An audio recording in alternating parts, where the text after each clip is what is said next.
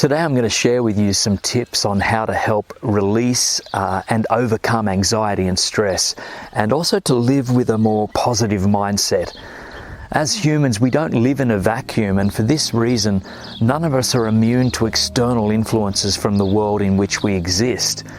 This means that as we live, we will face opposition, rejection, peer pressure, and all sorts of angst and hurt. And challenges will hit us from all angles, and like they are at this very present moment with COVID-19, especially this is going on worldwide, and we can feel discouraged, especially when it looks like there is no way out. Now, on the flip side of that, we can also experience love and support, and this can even be amongst strangers. It doesn't have to be from people that we've met. And that's thanks to the World Wide Web and social media. All these things have the power to build the person we become in the future. They shape our view of the world and in general, and consequently, the thoughts as to whether we have the power to become what we dream of, or we can live with those thoughts that what we don't want in our lives. So it's like the choice is ours. What we focus on is what we get. The battle within our minds is one of those most difficult battles to fight, and in most cases, people have assumptions and questions in their heads in which they try to make sense of. And this could be about how the person feels about themselves or the world around them. And when these thoughts overpower the positives, this is when it can lead to depression and anxiety. Ken Baldwin is one of the few people who have survived dark inner battles. You might have heard of him. He tells of a story of how in 1985 he would wake up in the morning and be disappointed that he did not die in his sleep. How he thought that everything was unfixable and he needed to escape the darkness that was his life. He felt like he was a burden to his family, and that dying would make their lives better.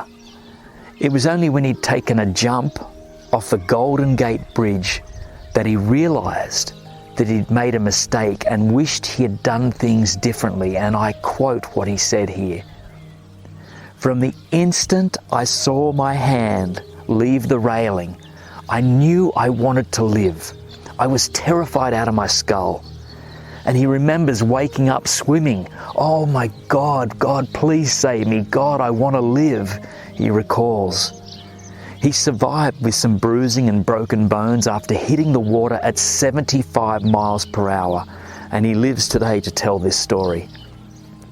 Now you have to wonder, how many people have gone before us because they gave in to the voices in their heads when they could have done things differently if they had a second chance? How many died and wished they could have changed things midway through, but it was too late to save themselves? Some die not because they were ready and wanted it, because they allowed the moment to get the best of them. But the good news is we don't have to wait until we face a near-death experience before we can learn to live a more positive life. And I want to share with you some tips that I've been using to get me through difficult times. And the first one is to feed your mind the right things.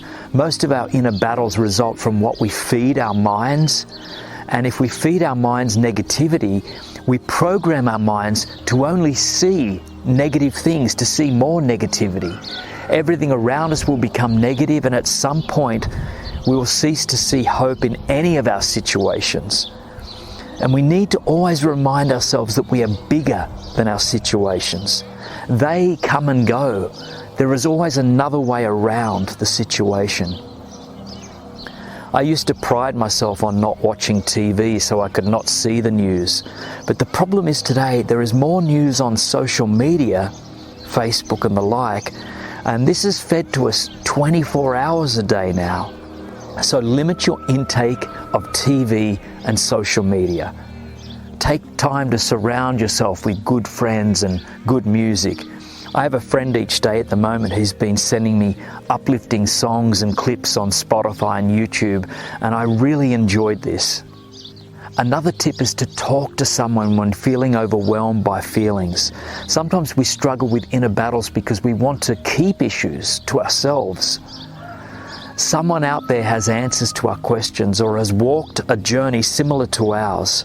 Now, some do not have answers or experience, but still they are willing to listen and to help when we are in need. And to be honest, we need this. We need to be heard as we speak out about our issues. We might even discover that some of our issues are not as large as we once thought. I'm blessed to have a few friends who've helped me out enormously just through some dark days recently. And also, never be afraid to offload to a local counselling service. There's many 24-hour telephone counselling services that are free to reach out to support. Many in Australia. I'll put some in the description below, and there's worldwide. Beyond Blue in Australia has a 24/7 support service and an online chat between 4 p.m. and 10 p.m. and their phone number is 1300 22 46 36. Black Dog Institute is another one. It's a service in Australia. They address challenges such as suicide prevention and help for youth and workplace mental health. And also Lifeline Australia can be reached on 13 11 14 24/7. So how can you stop fear? Well, one of the greatest tips I can offer is meditation and mindfulness. And mindfulness teaches us to pay attention to the present moment. And this creates awareness, and through awareness we can begin to see what thoughts are causing our fears and anxiety. And once we know what our fears are, we can then acknowledge them as they arise, take time to breathe through them, and this simple act of acknowledgement allows them to come and go at their own accord. And mindfulness can be simply sitting on a meditation rug, it can be practicing breathing awareness, it can be even doing the gardening, doing the washing the dishes, a walk in the park, just taking notice of what is around you. And you are then truly stepping into the present moment and not allowing thoughts of your past or future to control your mind. I also have a lot of guided meditations on my YouTube channel that you can look at, and recently I've even been using one myself called Heal, Sleep, Talk Down on an emotional and physical level. This has helped me night after night. It's almost like I began to hit a reset button before I go to sleep so I can wake up feeling ready to go again the next day. I'd like to, if I can, I'd like to take you just on a minute breathing meditation. And you can do this, you don't need to do this with me, you can do this on your own, but I'll just share with you this right now, and it might help you at any time you're feeling stressed or anxious. So just take a moment if you can feel comfortable, and you can close your eyes. Taking in some deep breaths through your nose, sending it all the way down to your belly, and releasing these initial breaths through your mouth. Blow them out. Breathing in and release. Breathing in one more time and let go. Bring yourself to this present moment right now. Just be here.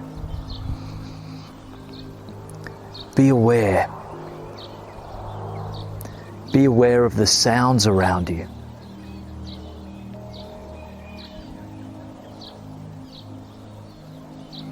Be aware of your breathing. If thoughts come and go, allow them to come and go. They're not a part of you. Just allow them, acknowledge them when they come up, and release them. Let them go, just like clouds floating by in a sky. Just let them go. And return your focus back to your breathing. Breathing in and out. Through your nose is okay.